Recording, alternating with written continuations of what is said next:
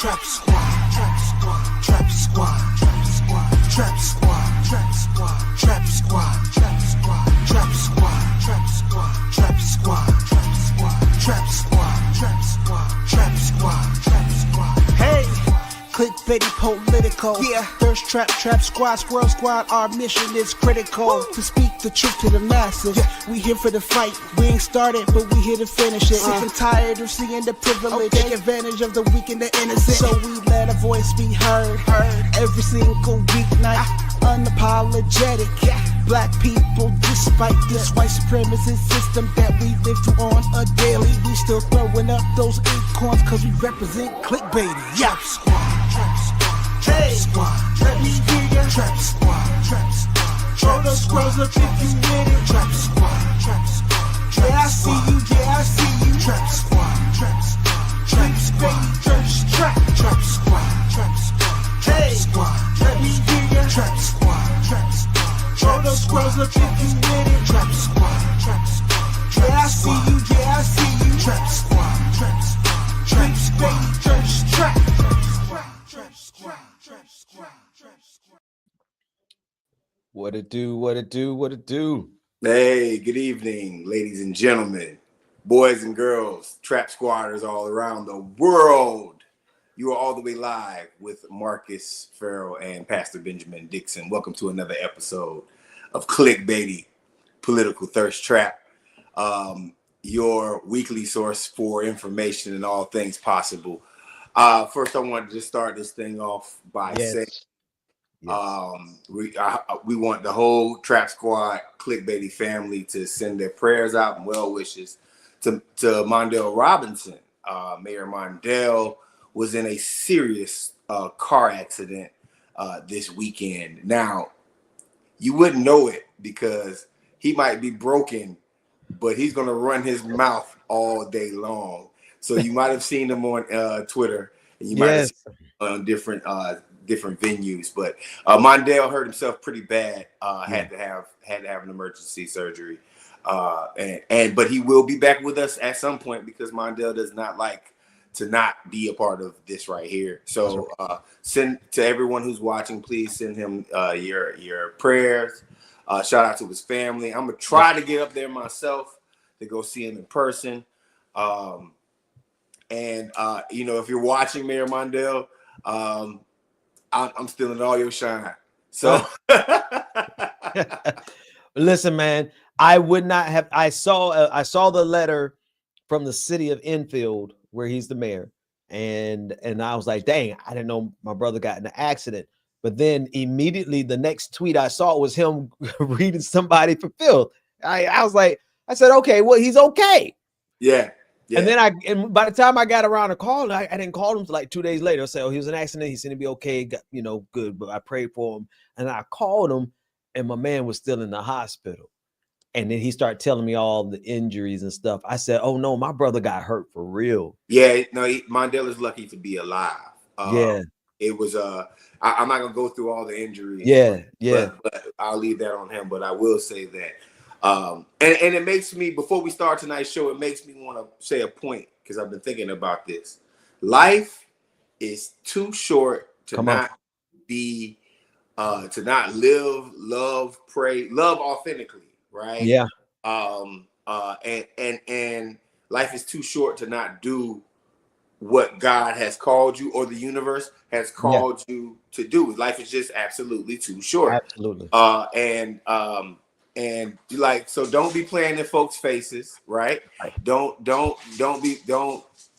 playing in folks' faces. Don't be playing around with your emotions, your spirituality, your purpose, right? Be authentic, be true, be kind, and leave nobody with a thought process that you have not done your best, especially yourself, right? So that's all I had to say on that one right there. Nah, man, like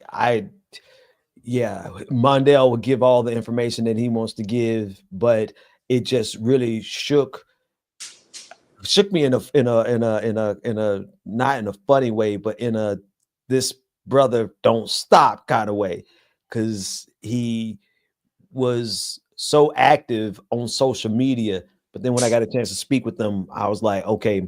And I got a chance to pray. I was glad to be able to reach out to him and connect with him. But he's a soldier, he's a fighter, and I know he's going to be back sooner rather than later. So we're just going to keep him in our thoughts and the prayers. And you're absolutely right, man. Life's too short to be playing games. With yourself, with your energy, with your time, with your calling, with anything that you got. Life is entirely too short, too fragile to be out here sweating all the foolishness that life tries to throw at you and then people try to throw at you. So shout out to you for that. And then also, brother, if I could just do a really hard shift, I didn't see, I made a joke when we came in about your hat, but I didn't see the high quality of your hat until just now, until we got you on the big screen. That's a nice hat, brother. God bless you. Nothing I wear is cheap. You might not like the style, but nothing I wear is cheap. I like, and what I mean by that is not cost cheap, but right. I'm sorry, I'll go ahead and say it. I like nice shit. So yeah. I'm gonna rock that. Like the trim. About me. Yeah. Oh, you can say a lot about me, but the swag is 1,000, bro. You got doc. The trim on the hat is killing me. Like I love that. That's fly. That's fly, man. That's fly. Appreciate it. So listen, man. Another little announcement. Clickbaity Squad. I know we pissed y'all off, man, because we've gotten so many messages about our consistency and also our timeliness. So I'm gonna update this on the Clickbaity page. We will be rocking Tuesdays at 8 o'clock, and then we're figuring out a time on Saturdays where we can be consistent also. Yes. But we're not just gonna give you one show. We're starting to give you 2 shows a week, and you'll be able to see us. If all goes well, I'll be on vacation Saturday, but I still plan on being on the show, but I'll probably try my hardest to do it from a beach somewhere. Hey, listen, it's time. Marcus is going through a lot in the past couple months, so now it's time for me to go ahead and celebrate you, man. Yeah, man, I'm releasing my energy. I released all that negative energy, and I've come back. I've come back to where I needed to be, man, and it feels good. Listen. Let me tell y'all something. No cap. It feels good to see where you are and know where you're going and know the level that you're going and know the places that you plan on going, having a plan and beginning the process of execution. It's an awesome thing. So, I mean, it is what it is, family, Clickbaity family. Ben Dixon, man, we got a lot to discuss. I personally wanted to start off with this new sort of talking point. Hold on one second. Wody Bobo is cutting up back there, boy. I hear. Wody, sit your ass down. Why you say that? Why you handle Wody? I do want to say this though. Clickbaity is right now in this season, the last couple of weeks, we've been a pop-up show. And you know what? I love the fact that we have people when we popped up. We got 274 people watching us right now across all the different platforms, and we didn't tell anybody we were going live. We just went. So shout out to you all for supporting us through this season. But I want to just say that, we're not going to be pop up forever, but the fact that we can pop up and we can deliver the content and you all are here to receive it, we got a really good thing going on here. And I'm really looking forward to when we really start soaring at the level that we're supposed to soar. So y'all hang in there. Bougie Barbie wants to know, just coming in, we gave an update. Brother MONDALE was in an accident. If you want to rewind and get, just the general conversation, we gave that at the top of the show, but he is recovering. It was a major accident. And so we're keeping him lifted up in thoughts and prayers. But he is recovering, and we're looking forward to him. It's going to be some weeks, I believe. It's going to be a little while, but we'll, I know as soon as he possibly can, if he can cut on that camera in the hospital room, he will, because he's been cutting on that cell phone. He been giving them hell on Twitter even while he's recovering. So shout out to you, MONDALE, if you watch, man. We love you, brother. Yeah, shout out to the drip morphine too. Yeah, the good stuff. Hey, listen. Hey, I was hitting the button so much for my surgery 3 years ago that my blood pressure dropped below 80 over 40. Wow. They were stop pressing the button. Wow. Yeah, I mean, it is what it is. Hey, listen, black fatigue. Oh man, you coming down my alley today, preacher? Let me tell you something. So MAGA, racist, black coonery across the nation has decided to create this term called black fatigue. Right. Well, and let's keep it honest, right? Black fatigue is basically folks saying they are so tired of everything black, and then they like to point to the negative connotations and the stereotypes of the Black American community, from our music to how we wear our clothes, to how our sisters wear their hair, to how we dress, to how we speak, right?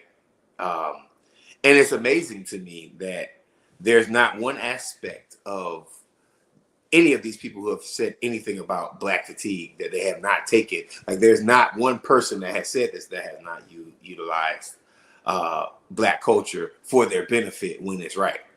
And this is all of them: white, black, MAGA. Come on, MAGA makes rap songs. MAGA, Trump had a really cool pair of gold shoes. I'm not gonna lie, I'm a sneakerhead. I was impressed, but I wouldn't get them. I didn't get them, but he even had his own Jordan-esque type shoe, right? Which, I mean, come on, that's a part of black culture that we created. The reason why I bring it up is because if there is such thing, and I posted this on my Twitter page, you can go to Marcus for America on Twitter and see this, and I've gotten a lot of responses from it, and you can see the trolls also. If there is such thing as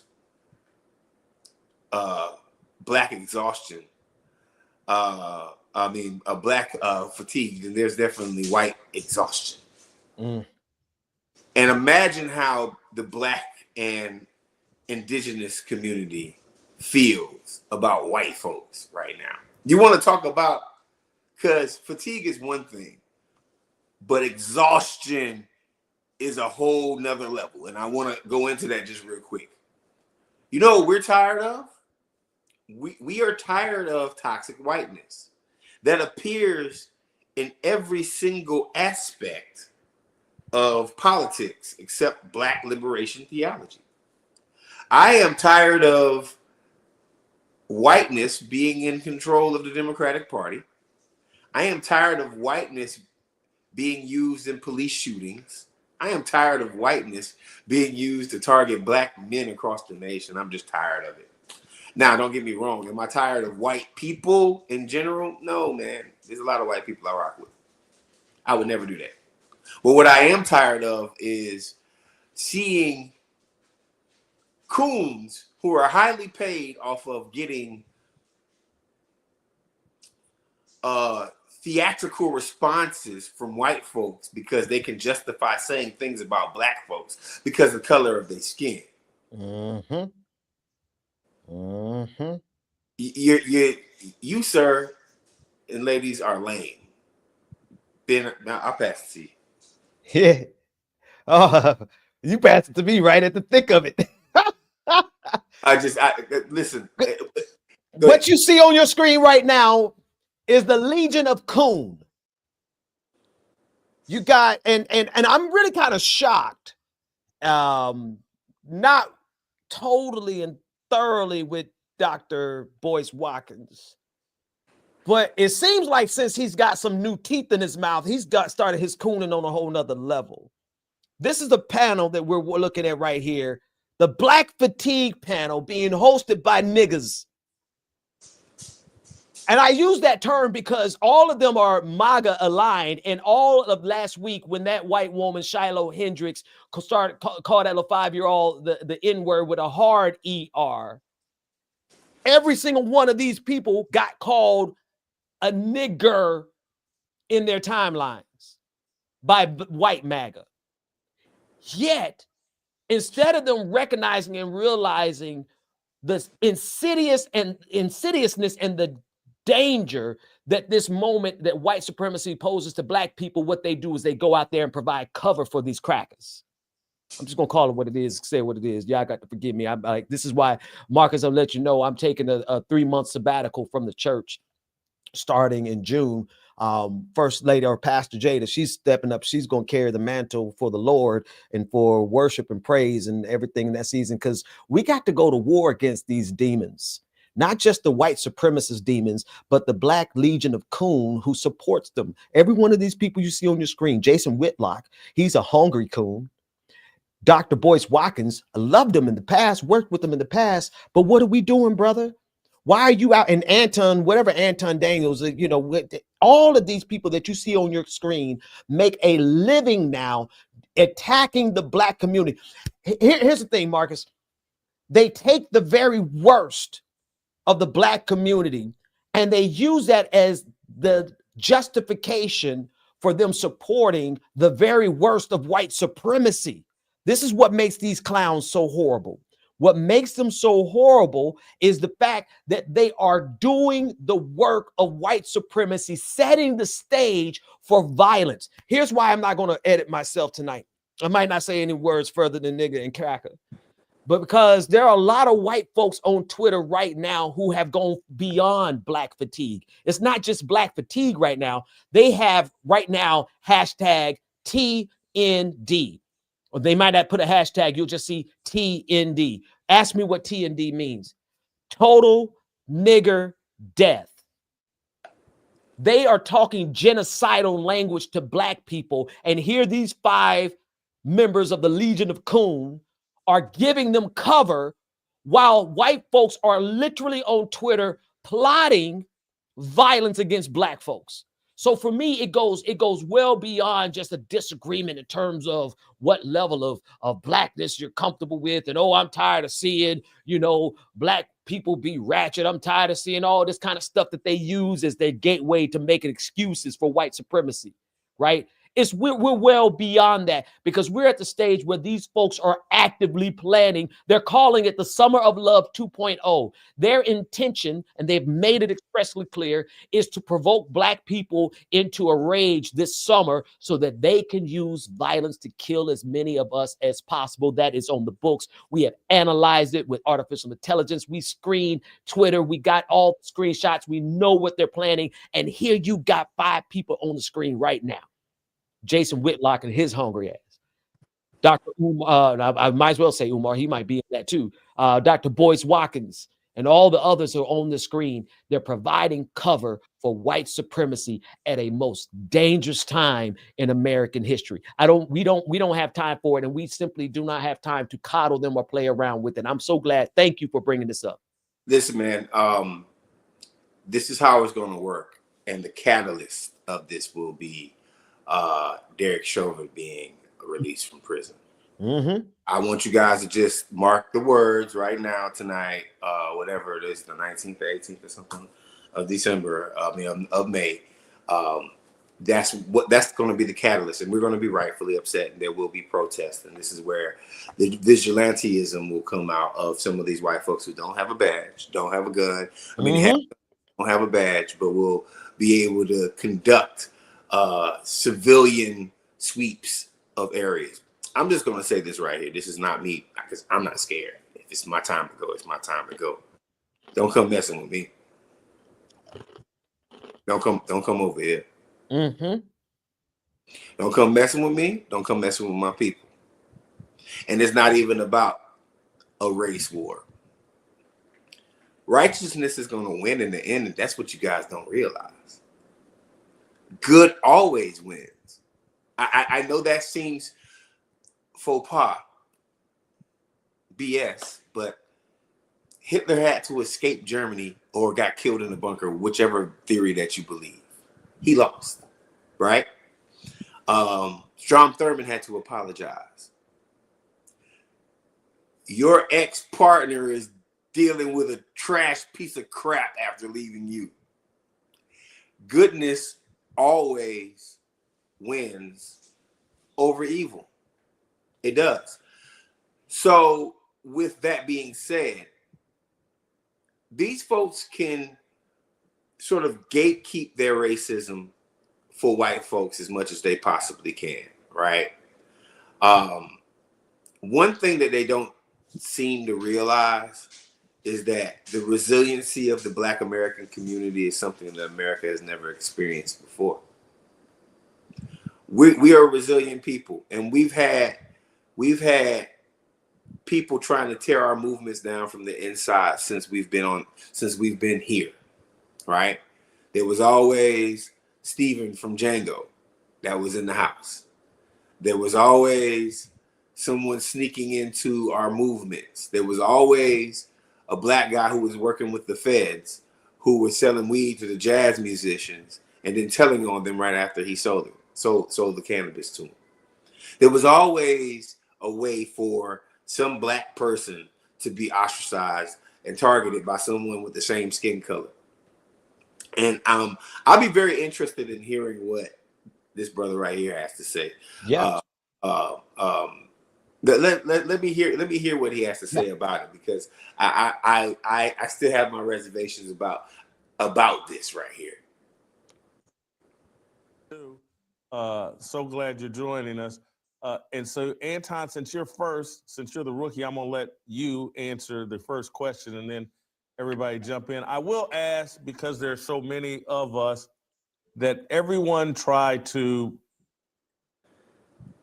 behind the scenes for an extended period of time now, and I don't know what's going on. Give me 1 second here.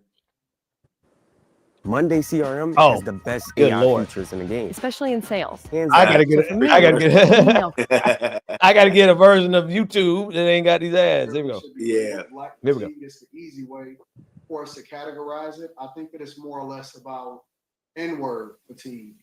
And I don't know, I'm not going to go as incendiary as I would usually go on my own platform, but I think that it's N-word fatigue, because all cultures don't necessarily deal with everybody within their culture and then categorize or become responsible for everything within the culture, right? When you look at Asian culture, or you travel overseas, or you go to Japan, or you go to some of these other places, there are entire cities that are designated for the outcasts or for the people that can't participate in society, and for them to hold themselves accountable and to truly be able to do things that is conducive for the group as a whole. But we are one of the very few cultures, especially here in the United States of America, where we find ourselves somehow, some way having to patronize Black businesses that's not necessarily anybody that we would rock with, or we find out later that somebody is not doing what they're supposed to do, or somehow we're not invited to the barbecue if we don't find ourselves wearing bonnets at the airport, or when somebody is loud, we can't be very matter of fact and direct and holding ourselves accountable. We celebrate the most degenerate of our society, whether it be our music or the things that we really champion and make famous on social media. And the minute that we then Okay, I want everybody to understand this right here. What this brother is saying is actually somewhat true. What I'm going to say in response. Cap. No, I mean, no. I'm being serious. Like, we can't just do a broad stroke of things, right? There's bad behavior that does get rewarded in America. Targeting the Black culture is not the way to go about it, though. Targeting Black people is not the way to go about it. My argument is very simple on this right here, because I want to make sure that I'm clear and I'm fair about what I truly believe on these things. When you say something about forced to utilize a Black business, I want to remind everyone that Black Americans didn't trust banks in the 1920s, 30s, and 40s. Black Americans didn't trust banks. So therefore, when the economy crashed, the first real true Black Monday, I believe, Black Americans had money. Not only did we have money, we did things like built our own cities. We were thriving, had our own planes, had our own cars, had our own economies. The Tulsa, Oklahomas of America, the Rosewoods of America, right? What happened with that? They were burned down. They were burned down by jealous white people. They were burned down. Now they've gotten us to the point where we're saying if we want to support our own and create our own economies and support our own economies, that's a bad thing. No, it's not bad. That's not a bad thing. That is a natural Black American thing that was wiped from our history. And in these conversations, I don't hear these people saying anything about Black exceptionalism. I don't hear these people saying anything about Jason Whitlock got his career off of bashing Black exceptional athletes. That's how he got famous. Once a monkey, always a monkey. And a monkey's going to screech and crawl and play around and dance for bananas. Right? This is a niche, folks. This is a niche. This is a whole entire niche of America right now that we're watching right here. I can't say everybody on this panel is negative or positive because I don't know. I don't know Boyce, but I think his financial insights for Black Americans are great. I'm not gonna lie. But when it comes down to the overall ethos of Jason Whitlock and him having Black fatigue, nigga, we're tired of you. That toupee. You personally, not all the Black people, right? And every culture has its ratchet side. If you want to look at the hillbillies and how they act up, we could do that all day. But I notice y'all don't say anything about them. If you want to look at the cholos, now I don't want to say cholos because that's the wrong way to say it. If you want to look at the ratchet Latinx people and the gangbanger violence and culture that some of them have, we can focus in on there. We can focus on every single universe and demographic of people in America and find out something negative about them and exploit it.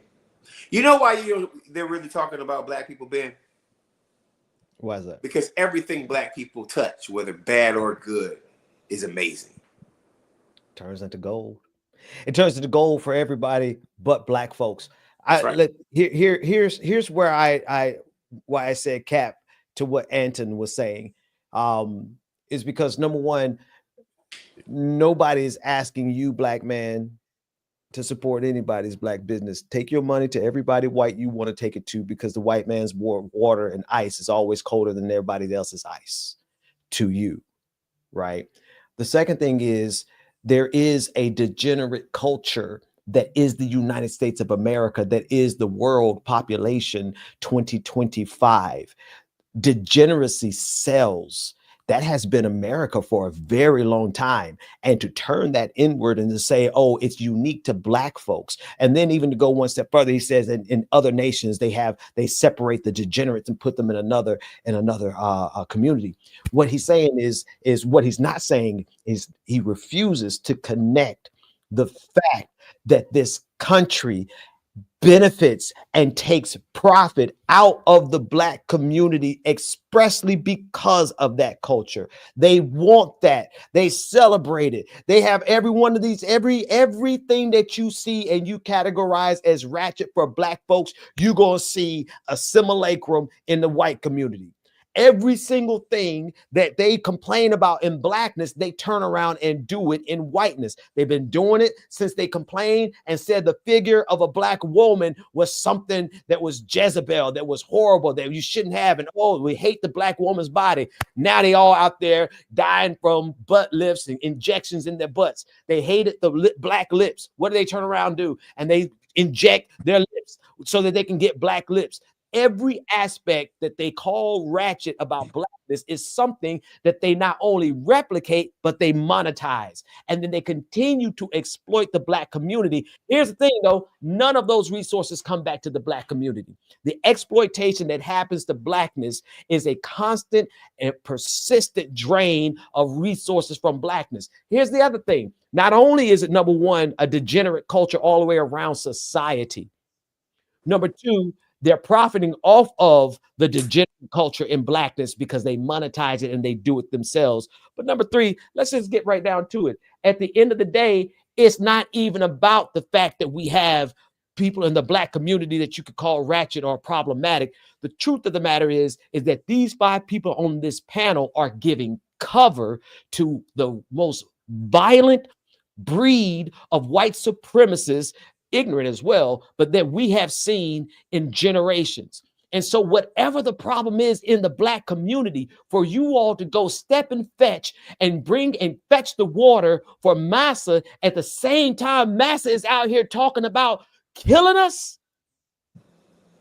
y'all have never, this has always been a thread throughout black history. There has always been a subset of black people who hate black people because they believe whiteness was better. This is who you have on this panel. And I say this about every single one of them because for them to get on this panel, and we'll listen to more, but for them to get on this panel, first of all, with Jason Whitlock and his hungry ass, right? To support that man who has made his career. You're absolutely right. It's definitely a niche. It's like a what's the word I'm looking for? It's a business model. Quite honestly, if I just cut it to it, it's a business model. There has always been a successful business model for people who are willing to say about black people what white folks weren't comfortable saying. But here's the rub, and I'll throw it back to you, man. We're living in a time where they're not stopping. They don't need this panel to say it anymore because they're bold with it. They're brave with it. They really think that they have the authority to go around and just and insult black people any way that they want to. And actually, I said that was the last thing, but I got to say one more thing with regards to their plan, which is to absolutely they're not going to be able to pardon Derek Chauvin, not on the state level. He's going to remain in jail. He had federal charges. Perhaps somebody gets him whatever the status of those federal charges may be, but he's never going to leave jail because he has these state level charges that he's been found guilty for. But what they're trying to do is provoke us. They're trying to provoke us into violence, into not even violence. If we even so much as gather together in a significant number, they're going to immediately call it violence. Did you see what they just did to the Newark, New Jersey mayor, where they made it look like something Baraka? Yes, Mayor Baraka. Like he did something violent, and he had the video showing that he was actually invited in. It doesn't matter the truth of the situation. These white supremacist Christian nationalist devils are creating and crafting an opportunity to execute violence on us. And so when you see little simple-minded Negroes, like you see these 5 on this screen, doing the bidding of them and carrying the water for them, we got to call them what they are. They're the Legion of Coon, and we got to govern ourselves accordingly. You know, I agree, Ben. I agree. Hey, folks, if you're a Black American right now, I need y'all to have some thick skin for what the next 3 to 8 years is going to happen. It's going to happen, right? Because we're going to get into this in a second, because I don't believe the Democratic Party is going to be able to stop the Republicans, especially with the moves that they're making. We can get into the David Hogg debacle that's going on. They need better PR. So I need y'all to have thick skin. Bring us up real quick, Ben. Just me and you. Okay. I need Black America to have, I need Black Americans to have thick skin right now. Because I noticed, and please, if you're not following Clickbaity Political Thirst Trap, please go follow him. If you're not following Marcus Farrell Live, please go follow. If you're not following us on social media, Pastor Ben on Twitter and Marcus for America on Twitter. But y'all can go to my page real quick and just take a look. I want everybody to if you have a dual screen or you got a phone, keep watching this show. But take a look at my Twitter page right now. I talk a little bit about all the weddings. It's drunk sexy wedding, drunk sexy Uncle Week wedding summer for me. Like that's what I'm doing. I done got invited to a whole bunch of them, plus a lot of plus ones. So I ain't taking nobody. But if somebody wants to roll up with Marcus to a couple of things, got things going on. Either here or there. I want y'all to go and look at the post where I made about this exact same topic. And I want you to look at the massive amounts of white trolls that are freely saying, and I mean, you know, back in the day, maybe 1 or 2 of them will pop up on my little tweets. But you know, I get a little mini viral tweet with a couple hundred people that actually retweet it or like it and stuff like that. And I have never seen the massive amounts of trolls, right? And I think they do have a troll farm. I do think that these folks are not real. I do think that these folks aren't who they say they are.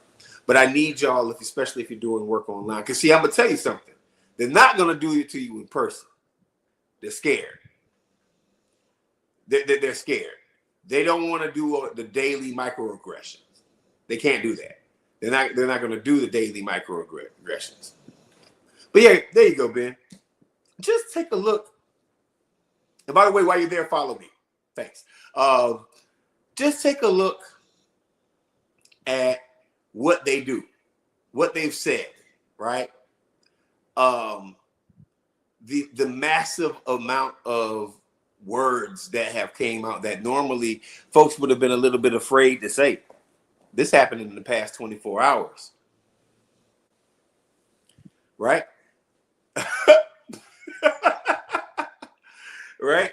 So, you know, this happened in the past 24 hours, right?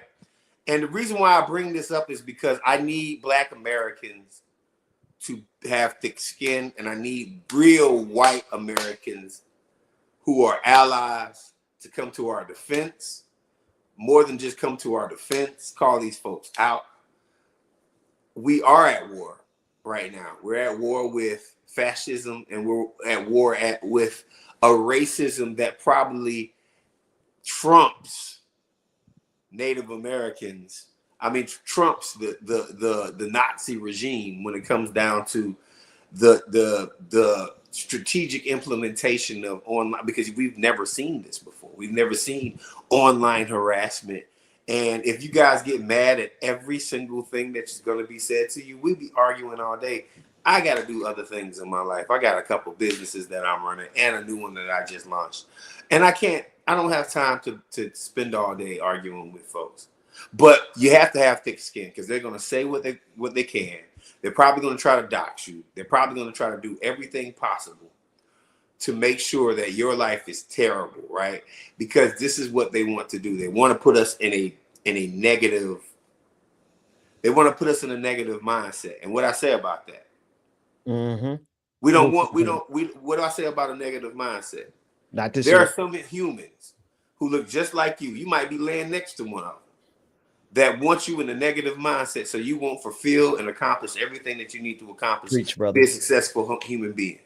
They want your energy to be down because they got childhood issues, or they got racism issues, or that Black girl or Black boy, when they were in 12th grade, took their girlfriend or boyfriend, or they got clowned by the girl they really liked because he was a nerd and he was a weirdo back then. These guys are weirdos. Now, with that being said, the Black folks that are pushing this talking point are opening the floodgates to make this okay. That's right. That's right. And the solidarity between our community is absolutely not there. You are not my brother, Jason Whitlock. Not at all. You are not my ally. Matter of fact, I haven't heard you say a positive thing about Black Americans in the past. Besides maybe a great football performance when you were sportscasting. After that, everything that you've said about Black America has been negative. I think I may have heard him say something positive about some macaroni and cheese one time. That's about the only thing Black I've ever heard him say something positive about. What in the niggerism is that? What's macaroni and cheese? Anyway, it's you the point is this: Jason Whitlock has always had it out for the Black community. He hates Black people more than Steven from Django, right? He absolutely has an agenda and has had one for some time with that toupee. I'm glad he finally realized that he needed to dye the toupee to look gray, right? Because when he had that, remember when he first got that toupee and it was jet black, it was like, come on, brother, you know that's like you trying to put on a swimsuit, man. Come on, listen, you're not fooling nobody. But he has always had this deep-seated hatred, whatever the source is. I don't really care what the source is. I don't care who did what to him in the Black community. When we have active Judases at this level, and it's why I don't think it's a time for mincing words. It's not a time for mercy. It's not a time for, oh, well, you know, let's give them space to do. I did that for years. I did that for years with Boyce Watkins. I kept my mouth shut about Boyce Watkins for many, many years because, one, it wasn't like it is now, right? He hasn't always been this guy who will launder white supremacy. This is something that he probably was in him for some time, but he started to master it, especially with the rise of Trump the first time and then most certainly the second time. But the truth of the matter is we can no longer afford to give these people space. Those folks, first of all, nobody speaks for the Black community, but those individuals are speaking to ensure that there is no such thing as a Black community. They are speaking with the intention of neutralizing the ability of Black people to have a collective identity. When the fact of the matter is in the United States of America, and quite honestly, throughout the diaspora, we have, let me put those clowns back on the screen because I want people to remember who we talking about as we talking about. And it's not just them, but this is the easiest to find, the most recent.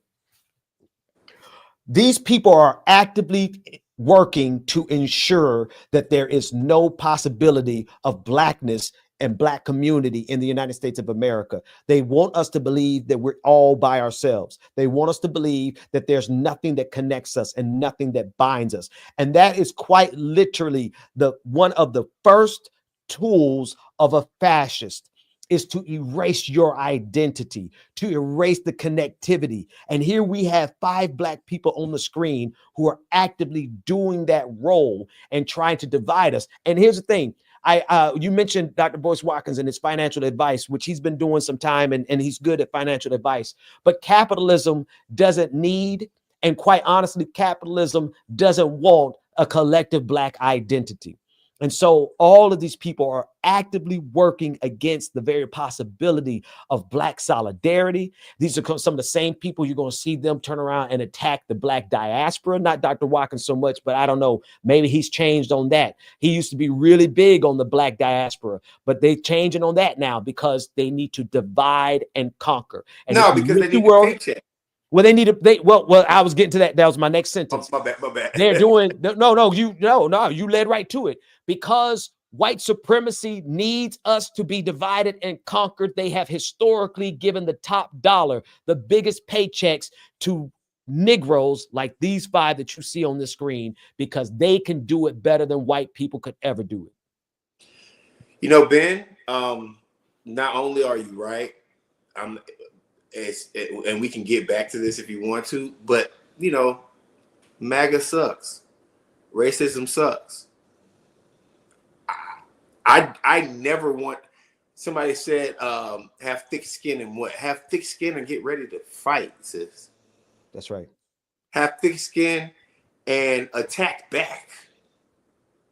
Have thick skin and become a part of the civics culture and be a part of the civics culture. Have thick skin and run for office. Yeah. Have thick skin and run for office. But Ben, oh man, early 2025 market's returning here. And as it should. Oh, let me take them down. Let's go to that story. Come on, man. Let the Lord lead you. So how can I keep saying things about Republicans when the Democrats, my lighting is horrible in here. My studio is going to be done real soon. How can we keep speaking about Republicans in MAGA and we have, but then we have no alternative to lead them to in a healthy way? I don't know if you folks saw it, but Malcolm Kenyatta and David Hogg are both vice chairs and the second vice chair, respectively, for the Democratic National Committee. And because of David's absolute refusal to not challenge do-nothing Democrats, they want to get him out. They want to get Malcolm Kenyatta out. Now, understand something. They might not be progressives like you guys like. Whether you like Democrats, Republicans, Independents, or whatever you are on, These guys are probably the more progressive leaning Democrats that are that have power and have a vote in the DNC. And instead of giving them a fair election and let them do what they want to do, they want to vote them out. They want to take them out. And when I tell you Democrats are trash, they're trash. And when I tell you that the people that lead this party right now, you know, I saw a tweet. I saw a post actually, and I went deep into it and started reading articles behind it. And the post was about how Republicans like oligarchs and Democrats like corporations. And right now, Republicans won, therefore the oligarchs are winning. Versus the Democrats, who were very big fans of corporations. Now, Benjamin Dixon, I'm going to ask you one question, Pastor. Where the fuck do we lie in this? Who, black folks or regular folks? All of people. It. We lie at humans. the bottom. At the bottom of that. We're not represented by the Democrats.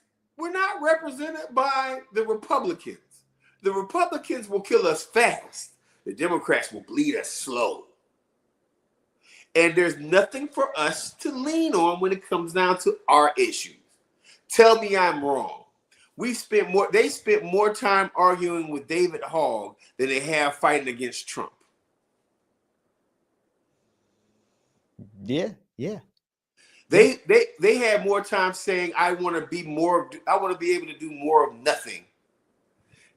And matter of fact, if anybody who wants to do something, we're gonna put you out. We're gonna kick you out. So tell me why at this point am I going to support a party that, even with Trump, I am going to support a party that is not only setting itself up to not do anything, but they're setting themselves up to lose to Trump again. Yeah. And whoever replaces him. And Republicans for the next 30, 40 years. How can I support that and be an activist? I can't.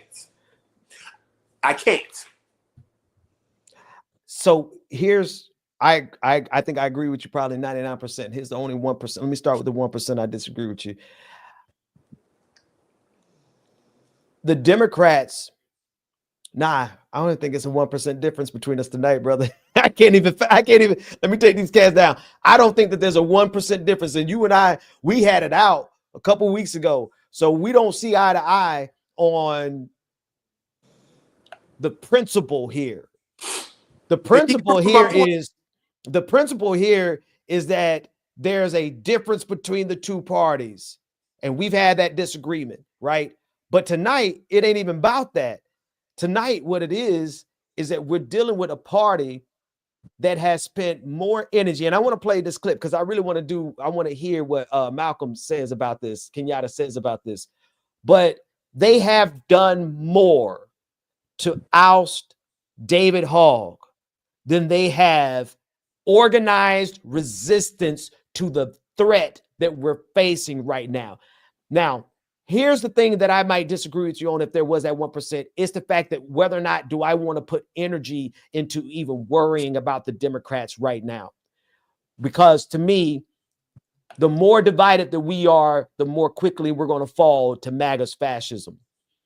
But at the same time, we got to run a simultaneous play because the Democrats have put more energy into ousting David Hogg than they have organized resistance to Donald Trump, which means who's fighting for us? Who's fighting against the fascism? Who's taking the charge? Look what they did to Al Green. You had 10 Democrats vote to censure Al Green. And then you turn around and had 10 Democrats who voted for cloture on the debate that led to the funding for, I forgot exactly, the continued resolution, right? You have Democrats who immediately went to support Donald Trump. And beyond that, you still have Democrats who are voting to confirm Donald Trump appointees. Folks, it's one thing for us to disagree during primaries. Okay. And it's one thing for us to disagree with the corporatism of the Democratic Party versus the progressive wing of the Democratic Party, and we be at loggerheads. Okay, I can kind of survive those arguments. We can live in that kind of tension. I think that tension is healthy. But for you to put more energy in getting rid of David Hogg than you are trying to get rid of Donald Trump, that tells me that you're not just feckless, you're complicit. You are complicit with the demise of this country at the most critical juncture of American history. So I got nothing. I don't have nothing I can disagree with you on tonight, man. Because when I saw that, it's crazy. Everything, Ben, everything that I've been saying from December to now, they're proving me right. And I'm tired of beating a dead drum. You know what I'm concerned about? What's that? I'm concerned that once Trump releases Derek Chauvin from prison with a presidential pardon, I'm concerned that the Democratic Party is going to go Al Green on the black people in the streets. Absolutely. Oh, no, brother. If we get down to it, let me interrupt you. I'm sorry. If we get down to it, there is a thread in the Democratic Party. You want to know what thread it is? It's called for the whiz. What it is. It's the thread of folks who are funded by AIPAC, black, white, Hispanic, Jewish, all of them. There is a contingency there. There's a clip, and if I had Dr. Mack played it for me one time, I never believe what I heard, man. They began to identify the black community as much a threat to Jewish people as Hamas. It was one sister. It was one. The white lady, yeah. And she said, you saw that clip, right? She said it was not black community. It was the black youth.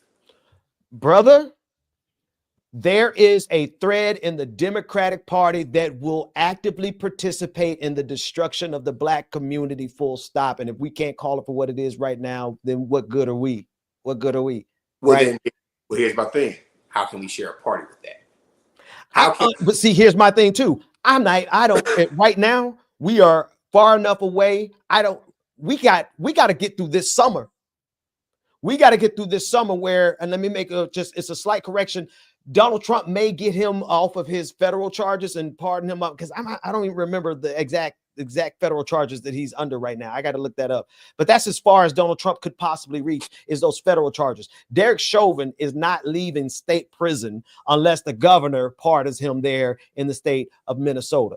That said, at the end of the day, that isn't stopping them from trying to create that level of violence this summer. They are actively trying to do that. And so I don't even feel like, I don't even feel like my energy should be going to that conversation. Let the Democrats do whatever the Democrats are going to do. They've already made up their mind and shown us that's what they're going to do. We got to organize power outside of them. And when I say power, I mean power that is able to move these kinds of decisions, because so long as we are at the mercy of the Democratic Party, we are going to always find ourselves looking like, where is the power to actually stand up for us, for the working class, for black people? And we always see that power has been monetized by the corporate wing of the Democratic Party.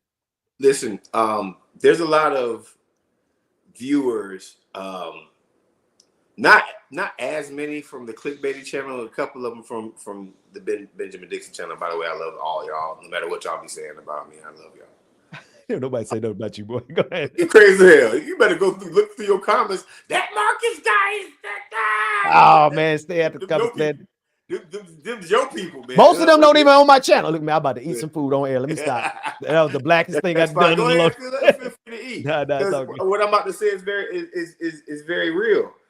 As an organizer and as a person who's worked on every single level of politics, and I'm one of the few people in America who can say that. I've worked on every level, right? There's a lot of people came in on the federal level. There's a lot of people came on the state level. I worked from janitor, from dog catcher all the way up to presidential. What I'll say is this. I can't just skip over the next 6 months and expect to win a presidential campaign.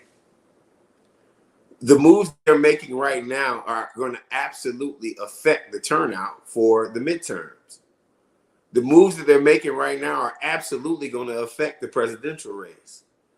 They're setting it up so that there is no, by what folks don't understand is they're setting this conversation up with David Hogg and Kenyatta, right? They're setting these two conversations up, and they're doing this to them so there won't be any adverse pathway for a neoliberal to come in. And if a neoliberal comes in, or a moderate comes in, or whatever the hell you want to call it, a do-nothing Democrat comes in, then guess what's going to happen? They're not going to motivate the base because they're not going to be willing to see and say what they're not going to be willing to see, say, and do what is necessary to win an election.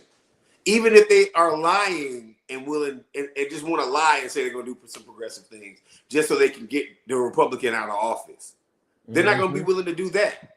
You understand what I'm saying? Because this is not how they operate, right? So you have to miss me. Like, folks have to miss me when they're like, why are you always complaining about the Democratic Party? Because, and it's too early for that. We got to fight MAGA. Bruh, if we can't fight within ourselves and get it right now, then we're not going to beat MAGA. We're not going to.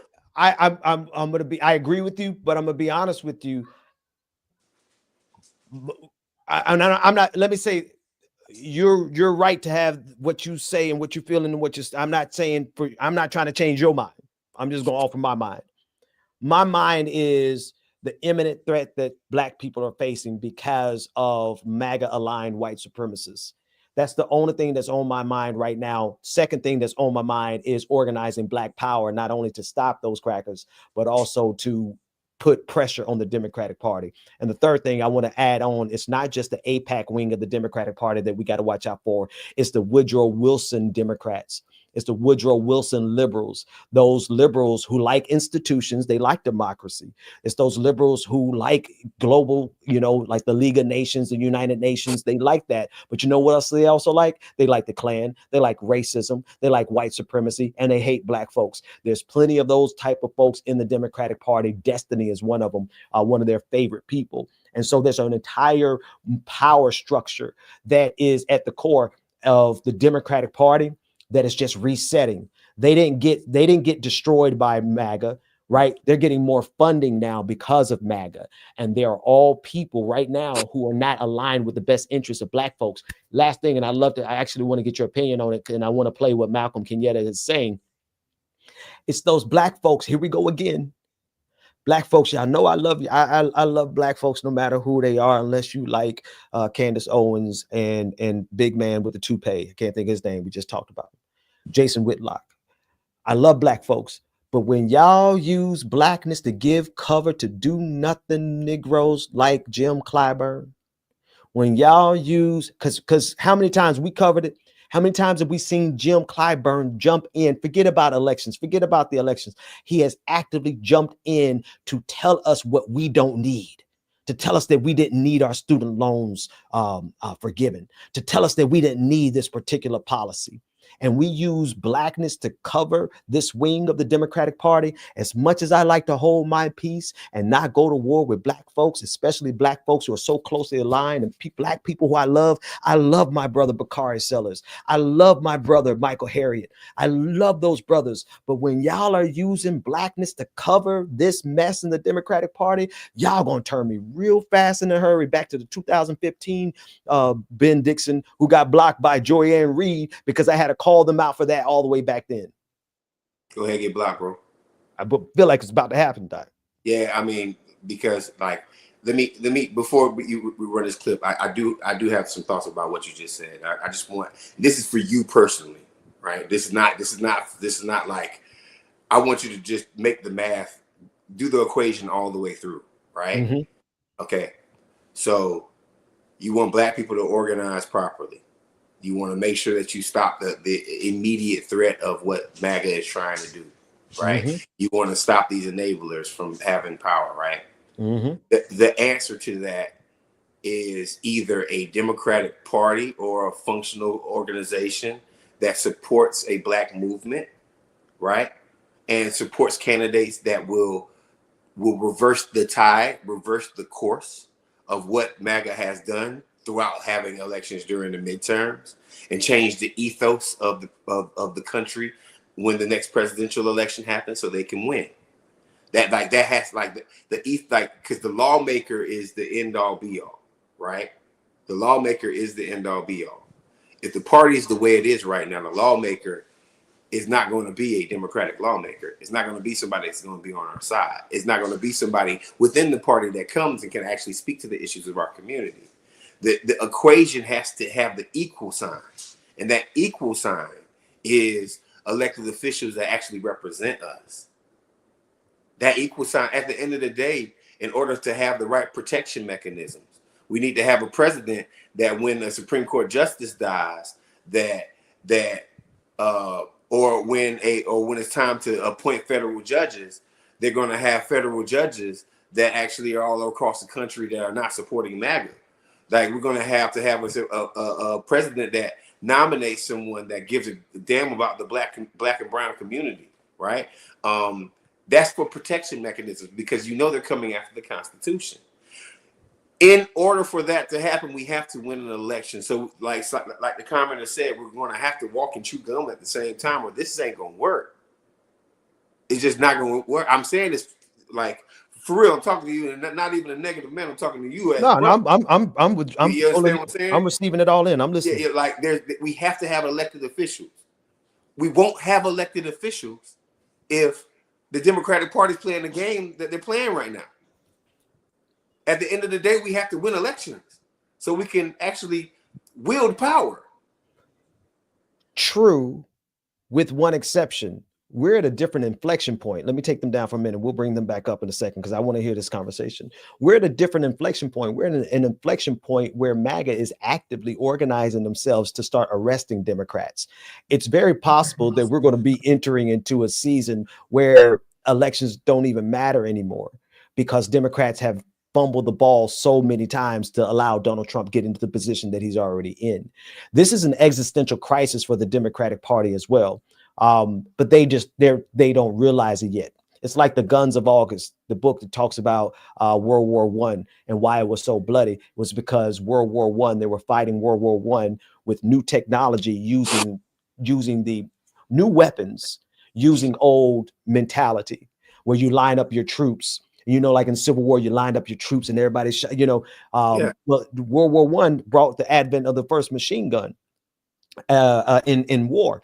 And so what's happening right now with Democrats is that they're operating like it's 2012, when in fact MAGA is launching fascistic machine guns and nuclear weapons at them every single day. And so I don't even believe, the truth is, I don't think that we can even look to a party. I don't think that we can look to this structure at all. I'm not saying that we lay down and don't do anything about the political system and give up on electoral politics. I think we play the cards the best that we can. And I hear your calculus, so I don't disagree with your calculus. But I just say that I think the old order is coming to a close. It's coming to a close because you're dealing with Democrats who don't even realize that they're dead already, that they are the walking dead politically, and that they are really in line to be arrested, right? They're not calling just for the impeachment of Democrats. They're calling for the arrest of Democrats. And now you got Tom Homan and the Homeland Security talking about executing those arrested Democrats. You got Donald Trump floating the idea of arresting Democrats. So to me, it's like that party, and this whole party system, we got to organize outside of it to preserve ourselves in a hostile political order, a hostile legal order, a hostile system that is completely different than anything that I think we've ever faced before. You need to tell me how organizing outside of the system is going to create electoral wins, because at the end of the day, a lawmaker's a lawmaker. Like I'm thinking about the holy trinity of politics: the electoral, the judicial, and the I'm thinking along those lines right now, right? In the executive position, right? If the executive branch is already taken, we have a keen opportunity in about a year and 6 months. Yeah. To take back the House. which could also like create certain boundaries for the Republican administration, right? When you say organize outside the system, this is coming from a brother who loves to do things outside of anybody's system, right? How is that going to produce electoral wins for us to get what needs to be done? The disappointment for me when it comes down to what the Democratic Party is doing, the disappointment for me is the fact that they are creating an environment where nobody wants to fuck with them. No, we agree there 1,000%, right? Why should all the layers of this conversation, because I got to get to the black folks who are providing black cover for neoliberal politics. Got to get to that. So let's not forget that. But why would anybody want to F with the Democrats Party right now? They don't. They have an approval rating of what? 5%? No, it's like 30, like 29%, but it's ridiculously low. And that shows and answers your question. Nobody wants to rock with the Democratic Party right now. Why would they when they're showing themselves to be extremely feckless? And when I say organize outside the system, I want you to take a look at all of the major players who are on the national stage that are leading the resistance that are not the Democratic Party, right? You got Mark Elias and what he's doing over there with Democracy Docket. You have, you know, I got my eye on these fellas. I love what they did as an organization, but I don't know their true intent and their true heart. Midas Touch, what they're doing over there and how they're organizing power. They're organizing it through media. But ultimately what I'm saying is black folks, and this is why it goes right back to what we're talking about with Jason Whitlock and all those black people who are doing the black fatigue thing. They're trying to neutralize the ability of black folks to have community. And with community and identity comes connection. And and I know you know this much more better than I do, right? To be able to canvas and to be able to consolidate that black community in a CRM, in a database, and to communicate with one another on a massive scale, that's power. That's not power that's unattainable. That's power that's pretty much attainable with a few $1 million. Like when I say few, I'm talking about maybe, you know, 20, 30, $40 million to be able to canvas enough black folks to create that kind of structure. But at the end of the day, it's feasible, it's possible, and I think it's necessary because we've already identified very clearly the Democratic Party is more interested in maintaining power than doing what is necessary to provide protection for their own constituents right now. I don't disagree with you. I want to see that clip. Yeah, let's see what this man say, because from what I'm understanding, and it's on commercial right now, I'm so tired. I need to get that premium. Here we go. I want to go back to it because from what I understand, and it's long, we'll pause and play it. But I think we need to get the whole context for it so we can be properly upset about the right thing. Y'all forgive me, I'm producing at the same time I am talking. Here we go. Kind of, we don't know because of this challenge. Hogg says it's all about trying to knock him out and his efforts to reform the party, and he's kind of a victim in all this, or implies that. I know you have some thoughts on that. Please share them with me. So first of all, I'm happy to be with you, but with you on the silliest of topics. I know that there are folks at home right now who are asking, genuinely asking, you know, down the street from where we are, Republicans are cutting Medicare, Medicaid, are putting us in a position where the modern day social safety net is going to be shredded, all so that they can make room to fund tax breaks for billionaires and millionaires across this country. That's what we should be talking about. But if we are going to talk about internal Democratic Party nonsense, we have to at least do it honestly. And the problem I have, and I talked about it online, and we'll talk about it in some detail today, is that David has such a casual relationship with the truth.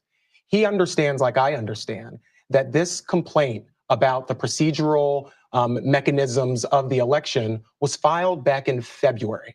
The only reason it's being heard now is because of the due process standards that we have within the Democratic Party, where the person who filed the complaint gets an opportunity to put forward evidence, to put forward her claim. We then get 30 days to respond to her. Then there has to have a meeting set up. And so when I saw David's statement aligning this with this myth that he has been the target of, you know, some Democratic Party smear campaign against him, it really frustrated me. And I was in a position where, as much as I don't want to lean into, feed into Democrat versus Democrat, nonsense when we have very serious things happening in the country, I cannot allow him to continue to go out and say things that he knows not to be the truth. And so to put out a statement like the one he put out when he received information about this challenge well before he made any announcement about Leaders We Deserve is to say to all these people who are listening to him and looking to him to be a voice of honesty in this moment, people have to question that. He's not telling the truth. And I'm going to be here today, unfortunately, to correct that record. How do you evaluate David's sentiment that he should use money, and it's within his right to use money from donors to target what he calls asleep at the wheel House Democrats, meaning those who are not as engaged in the fight along some of the lines you just referred to as they should be? Listen, the Democratic Party needs to change in a big way. That's why I ran, okay? I did not run because I thought everything was going great. I ran because I thought that there were big things that we have to change. But I think for the Democratic Party to change and to be a party that is strong enough to meet this moment, the way we accomplish that is not by 9 people who are elected to lead the DNC trying to dictate the outcomes of our primaries. The way we build a strong Democratic Party that can meet this moment is by doing the unglamorous work that I've been doing now for over 100 days, making sure we have the technological and the human talent to power a DNC that can reach voters wherever they are. And it also means we have to unify our party. Obviously, we're not there right now. Unfortunately, that's why we're having this conversation. And the noise of the internal bickering among Democrats has become so loud that we are not listening to the American people. I've been across this country listening to the American people, and this is what they want us to do. They want us to talk about what I think is the unifying message of the Democratic Party. Pause. They want us to talk about how we're going to make their life better. When people ask, what are the Democrats? Go for it. What you doing all over the country? Come on, oh, man. I don't. It could be, man. You know. I'm just joking. Yeah, yeah. I'm just joking. Listen, Malcolm has a fair point about the structure of the Democratic Party, but I think David's point is the ethos, right? While Malcolm speaks about how he knows something is factually not true, at the end of the day, Malcolm should acknowledge that David then started some ruckus within the Democratic Party, and this whole thing is about vindication and revenge against this kid for actually saying something against House Democrats. We need to keep it real. That's the only thing I'm gonna say. He needs to keep it real. He might be right about how it went down, but David really is making noise because they shady. They shady as hell. And this is the first person who's been elected in a very long time to actually say, hey man, y'all shady. Mm-hmm. Mm-hmm. So I'm just looking at the particular details about it. So Ken Martin was elected. He's a chair, right? So the complaint is that that there's not sufficient gender representation. And so it's coming down on the vice chair positions, and that's why they're considering ousting them. I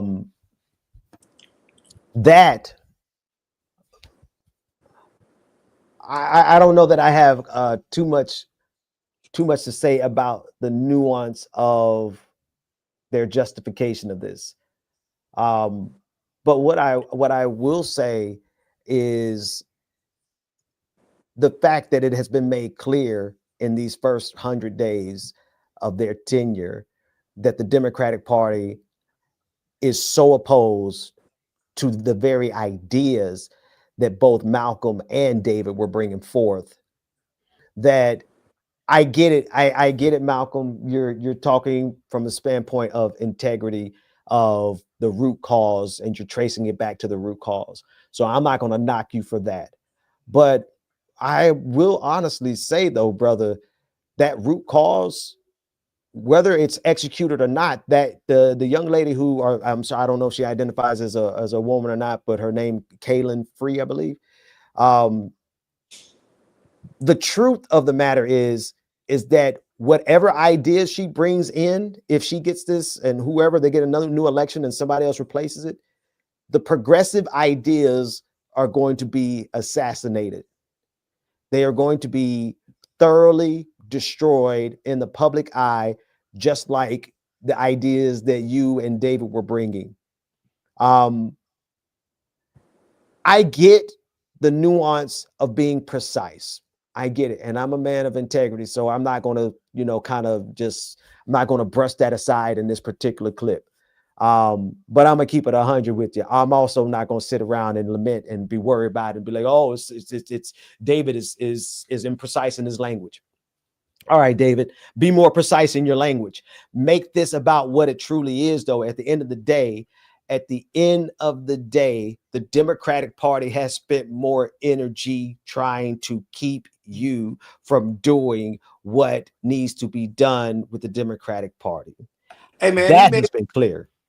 Go ahead. He made a statement that basically sort of he's trying to cover his. You see, that's CYA. He's trying to cover his ass, right? Yeah. Like, because at the end of the day, and it's unfortunate because at the end of the day, as soon as he starts talking policy within the Democratic Party and what he wants to see from candidates, they gonna throw him under the bus just like they threw David under the bus. That part. So it really doesn't even matter, right? Like that's the part. You're trying to save face while these folks are like, yeah, you can say we still want you out of here. We still want your ass out of here too, bro. Yeah.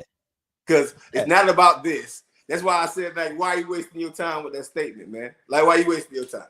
That's the part. And here's my thing.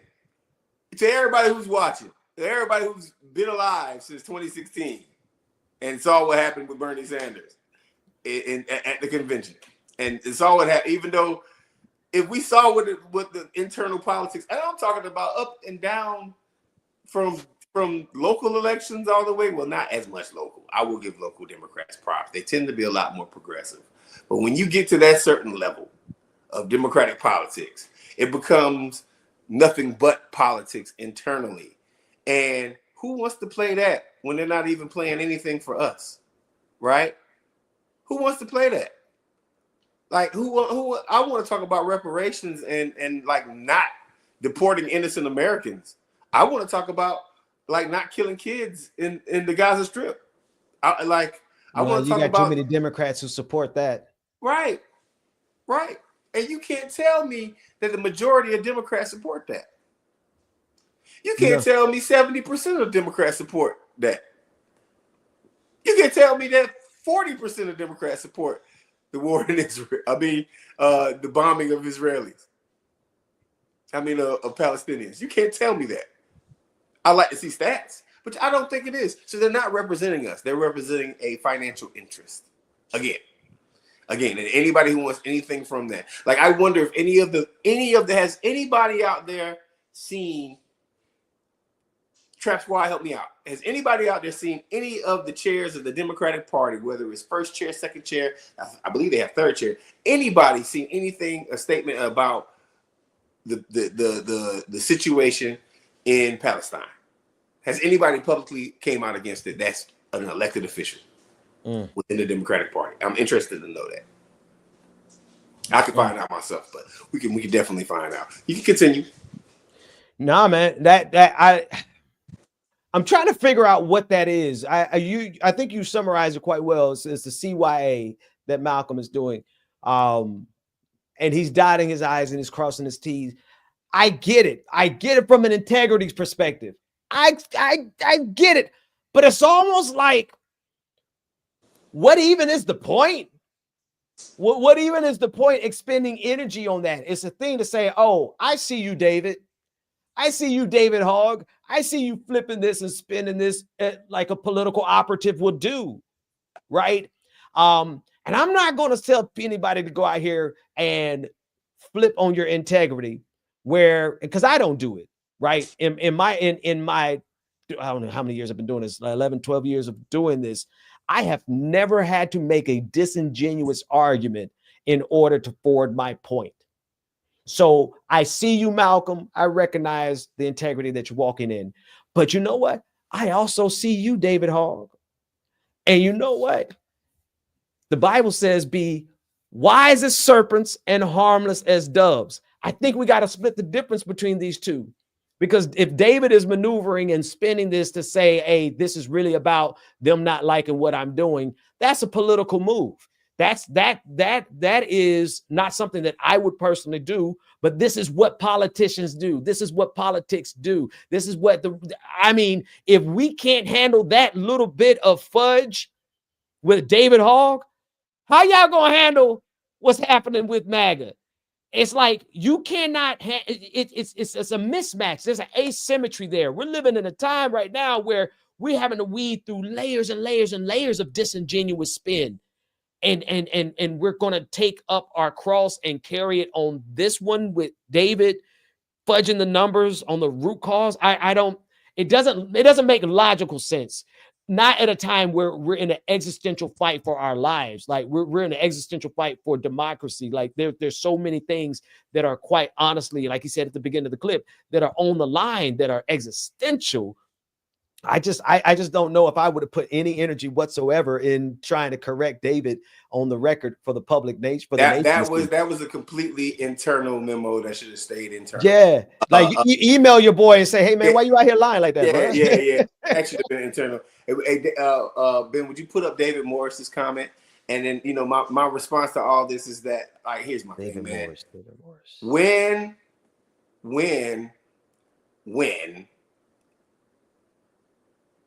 When is any of this going to help the Black American community? When is any of this going to help the white American community? When is any of this going to help Americans? Right? I wish the Democratic Party would go ahead and say out loud what Republicans went ahead and said out loud. Come on. I wish Democrats would just go ahead and say, we don't plan on doing nothing for your ass. We just want your votes. And we want to be in power. And as soon as we get in power, we're going to send that power to corporations across America like we were doing. We don't really have any plan. We're going to knock down anybody who thinks that they're going to get other people in here to share our power. Because the Republicans, they're pretty much just saying it out loud. Nigger. That's exactly where we are. That's what Republicans are doing. They're just saying it out loud. They like when Trump drops the N-bomb, rubbing Martin Luther King's bust outside the White House, because he took his bust outside the White House, outside the Oval Office. Yes. He probably put it in the rain somewhere. As soon as he just starts rubbing it and said, to all the niggers in America, we don't have anything good planned for you. Won't the Democratic Party just be honest? And David Morris, you're absolutely right. Every time you come here, I have the same thought. This show deserves a way bigger audience. You are absolutely right. Clickbaity Political Thirst Trap is a part of three. Well, I'm gonna tell you why. Let me tell you guys why, and I'm gonna tell you why we don't have a bigger audience. And really, because three Black men talking about progressive politics for our communities is not a popular thing. You have a YouTube algorithm that doesn't like us. You have elected officials who think that we're a little too dangerous. We have a dedicated following, by the way, Trap Squad Squirrel Gang. We still got to get y'all some swag. So I'm gonna start working on that swag thing too. We got to get y'all some swag because you guys are the real ones. But there's a lot of reasons why we don't have it, but we're gonna keep doing it, right? And understand something. Sometimes, now, trust and believe. We had to spend the last 4 years talking about Ratchet Trap, Megan Thee Stallion lying ass because she lied. Oh no. We can't get through an episode without fighting. We ain't gonna do that tonight, brother. What she lie about? What she lie about? Bruh. I know the story. She said Tory Lane shot her in the foot. Tory Lane shot her in the foot. No, bro. All the evidence, like literally, her What lawyer evidence? said that Tory Lanez didn't shoot her in the foot. Her lawyer say, okay, let me look that up. No, Her, like there's no DNA evidence. Like the girl security said that the girl that the dude didn't shoot her in the foot, and the brother, as soon as this evidence comes out, the brother gets stabbed up in the back of the head. They might have put a hit out on this dude. Okay. No, hang on. No. We're gonna get Okay, precise. fine. I'm gonna be Malcolm Kenyatta precise on this one. Go ahead. You better go ahead. You better go ahead. I'm gonna get the evidence right here. Go ahead. Finish your thought while I get the research. Go on. All I'm saying is very simple, right? If we had spent most of our time talking about things that weren't going to be a benefit for our community, we probably have 2 million subscribers in the live channels, because there is a certain aspect of negativity that gets elevated. And voices like these are voices that are the unheard ones, and you know, you got to think about it. People who don't know what they're talking about get a lot of credit. I don't care though, because this is not for them. This is more so therapy for me, and making sure that the proper viewpoints of very educated, smart Black men get out there. Go ahead, take a look at it though, Ben. No, I'm looking at it now. It wasn't Megan's lawyer who said that. It was Tory Lanez's lawyer, which I expected, but I just wanted to make sure I get that. So it says, I'm not defending the abuser, but y'all got to prove it. Like here's my thing. I don't care what nobody says. Right is right and wrong is wrong, right? If Tory Lanez did shoot that guy, like I said on this show 1 billion times, if Tory Lanez really did shoot that lady, then Tory Lanez should be in jail as long as he's supposed to be in jail. But if there's any benefit of the doubt, if there's any question to that, which there's a lot of questions right now that nobody wants to, there's a lot of questions right now, right? What's the questions? What's the questions? Tory Lanez DNA wasn't on the gun at all. Never found. Never ever found. Tory Lanez, look it up. Tory Lanez DNA was never found on the gun. And I'm pretty sure if I hold any one of my guns, then my DNA is going to be on the gun. Tory Lanez DNA wasn't on the gun. The brother maintained the same thing the whole time, of course, but that's what anybody would do. I'm just saying like this right here. I'm not going to automatically go, okay, you know what? Because they pointed a finger at this dude. There's been some wrongfully accused people in the past. I don't give a damn. Y'all get mad at me about that? Here it is. The no DNA claim is misleading. Trial evidence showed inconclusive DNA results, not a definitive absence. Not a definitive absence of Lane's DNA. There's a difference between inconclusive and go ahead. And talk about, look up the handling of the DNA. They had two different, look that up too. See, we're going to go all the way through it. No, matter of fact, I'm gonna put my source on the screen, but it don't have any audio to it. Okay, hang on. Keep going. What else? What else you saying? Because first you said and see, we're gonna handle it. We're gonna handle it. This could be an internal memo if you want to, but if you want to keep litigating on the air, I'm gonna go detail by detail. Because first you said it was Megan Thee Stallion. Now you know what I want to do. You know what I want to do. Actually, you know what I really want to do. I want to give it some time, because I believe that I do believe that there's certain things that are about to like show up and come out, and there's no irony to me that new evidence was presented as of recently, and then all of a sudden this brother gets an assassination attempt against him. There's a difference between quote unquote actual new evidence and the claims of his attorneys. His attorney floated out that so-called new evidence. Hold on, wait a minute. Did you look up Megan's attorney? Yes, Megan's attorney. Here's Megan's attorney. Here's Megan. Here it is. The brother, right? Let me read it to you. Here's the claim of the new evidence. Tory Lanez's representation from the Unite the People, a nonprofit organization, stated that a bodyguard named Bradley James allegedly overheard Megan Thee Stallion's former friend, Kelsey Harris, admitting to firing the gun that injured Megan. That's what you're talking about. That claim, that new evidence came from Tory Lanez's, his lawyers. Okay, present that in a court. Take that through discovery. Get people to actually testify under oath to that matter. That's why I just said I'm gonna give it time. Right, but you said that it was Megan Thee Stallion's. And this is what Megan Thee Stallion's attorney said. Alex Shapiro dismissed the new claims, stating to XXL magazine that Lanez's case was properly adjudicated through the court system, and it is not a political matter but a resolved case. Can you share my screen? Yep. Can I share my screen on this? Just hit present and then pull it All up, right, hold on one and second. then I can put it on the screen. I don't have that option. You don't see And present? no, they won't. It doesn't have. Yeah, I don't have that option.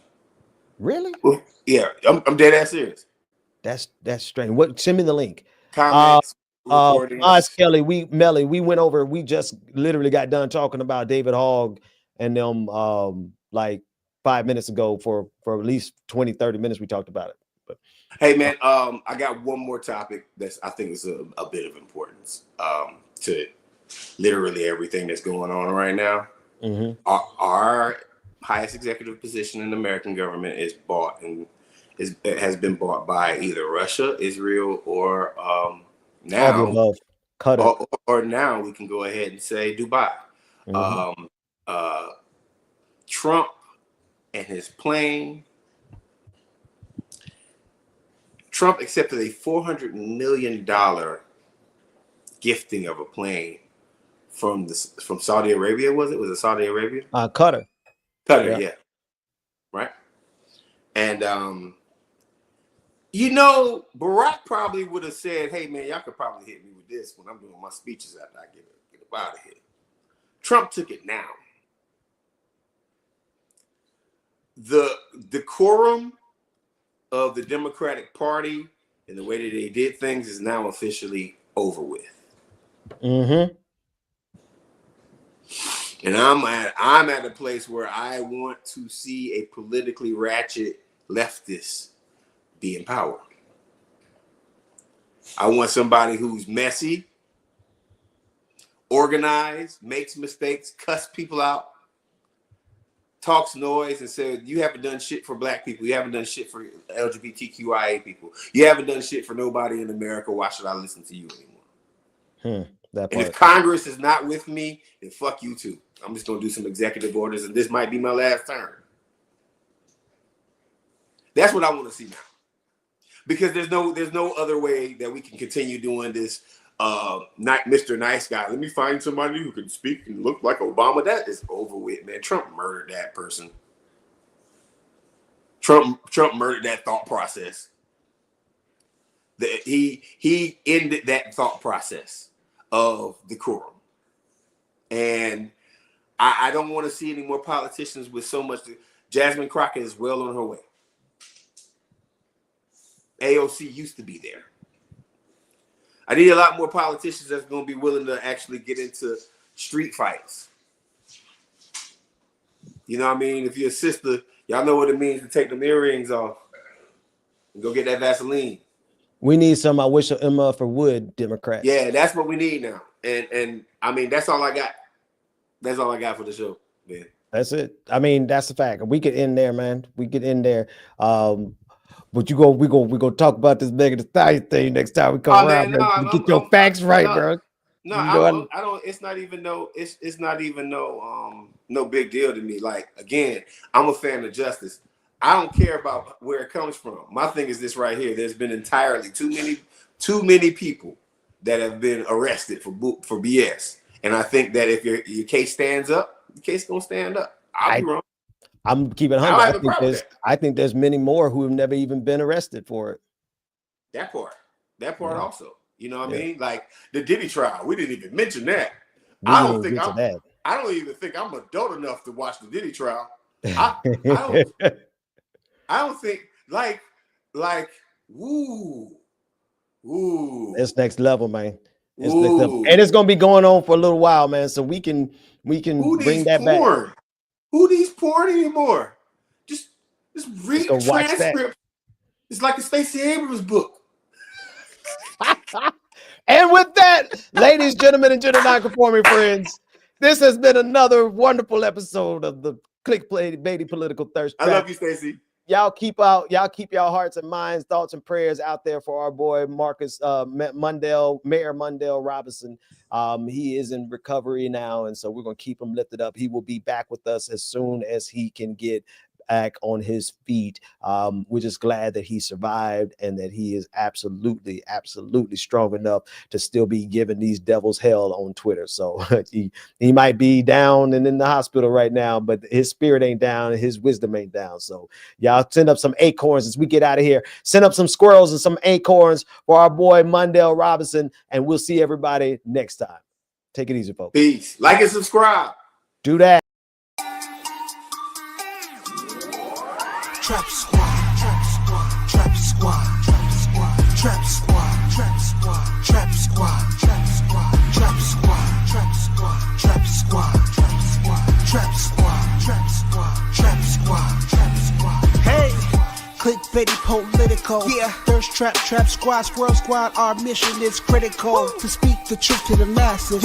We here for the fight. We ain't started, but we here to finish it. Sick and tired of seeing the privilege. Take advantage of the weak and the innocent. So we let our voice be heard. Every single weeknight. Unapologetic. Black people, despite this white supremacist system that we live through on a daily, we still throwing up those acorns cause we represent clickbaity. Trap squad, trap squad, trap squad, let me hear ya. Trap squad, trap squad, throw those squirrels up if you with it. Trap squad, trap squad, yeah I see you, yeah I see you. Trap squad, trap squad, trap squad, thirst trap, trap squad, trap squad, trap squad, let me hear ya. Trap squad, trap squad, throw those squirrels up if you with it. Trap squad, yeah I see you, yeah I see you. Trap squad.